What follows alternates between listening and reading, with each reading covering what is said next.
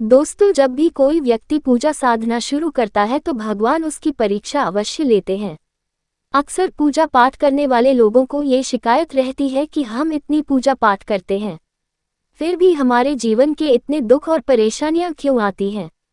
हम मंदिर भी जाते हैं, दीप भी और धूप हो सब कुछ करते हैं, भगवान को अर्पित करते हैं, मंत्र जाप भी करते हैं, फिर भी जीवन में दुख खत्म होने का नाम नहीं लेता।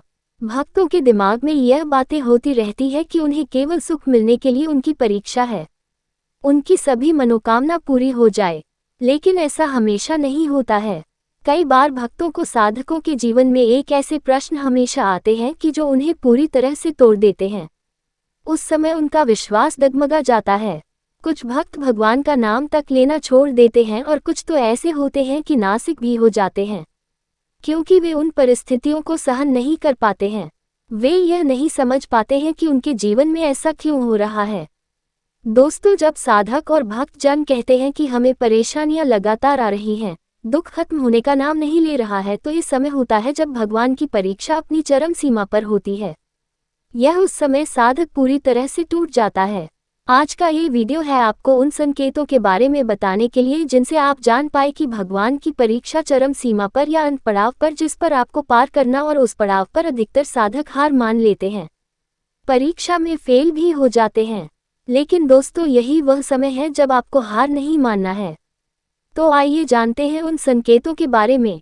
लेकिन उससे पहले अगर आप हमारे चैनल पर पहली बार आए हैं तो हमारे इस चैनल को सब्सक्राइब जरूर कर दीजिएगा और बेल आइकन को भी प्रेस करके कमेंट में जय माता रानी और जय मां भगवती जरूर लिख दीजिएगा आपके लिए।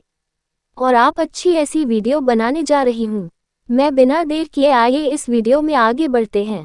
सबसे पहला संकेत ये होता है कि जब आपकी परीक्षा चरम सीमा पर पहुंच चुकी होती है तो आपके जीवन में दुख भी चरम सीमा पर होता है। आप सोचते हैं कि इससे ज़्यादा दुख और क्या हो सकता है आपकी किस्मत।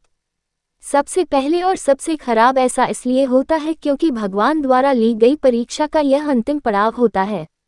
जो मनुष्य इस पड़ाव को बिना हार माने तय करता है उससे आने वाले समय में सुखी सुख प्राप्त होते हैं।